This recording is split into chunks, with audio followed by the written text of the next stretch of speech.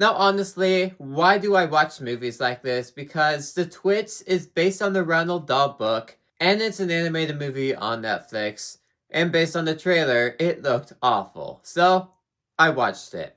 And, yeah, if you can't tell, it was pretty bad.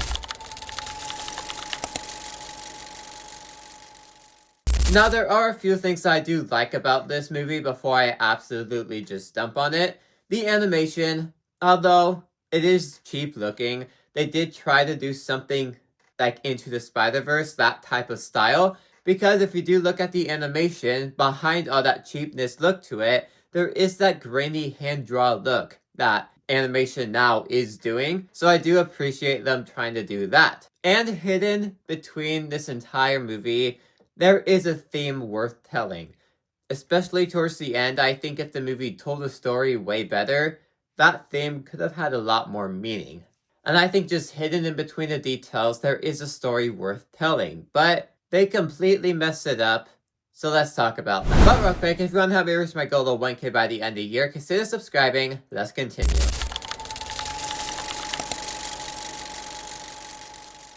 And essentially, everything about this movie is awful. This is one of those Netflix animated movies that there's just no effort put into it at all. They took the IP of the popular book, The Twits, especially from Roald Dahl. His books back in the days used to have a big fan base around them. He's known for BFG, Charlie and the Chocolate Factory. He is known for books like that. So Twits is another one of those stories that he made. And Netflix decided to make an adaptation, and they completely messed it up. This movie has absolutely nothing besides the ending that's in the book. It is very much just take the IP, put it on a streaming service because we need stuff for a streaming service. The acting is nothing special at all. The main child actor of this movie, they did a bad job at just acting in general. A lot of the lines are so laughably bad just from how they are delivered from this actress. No hate to her whatsoever, but just the line delivery didn't really work that well. Now, I can say the Twits, I don't know the voice actors of them, but the Twits, I think they actually did a good job with voicing their characters. And moments here and there, they are stealing the show. But for the most part, the acting is really bad. And just the story, absolutely no effort put into it at all. You're telling a story about two grown adults having a war against a child by somehow making the entire city on their side to fight an orphanage. And then all the adults are just dumb in this movie because they're just listening to them with the most dumbest lines ever. Trying to get the story across is quite clearly that this movie is just, they're trying to aim it for the lowest demographic possible. This thing is made for preschoolers.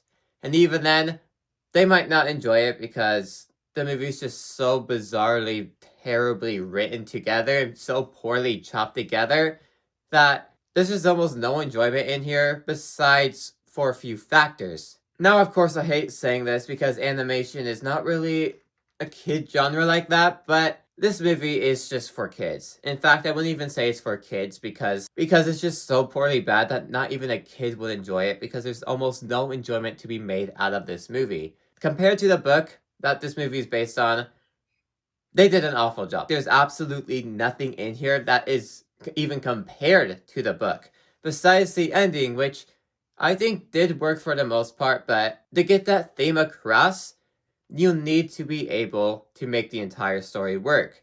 And they didn't. They completely botched it because there's no effort put into this movie because they just wanted something for the streaming service.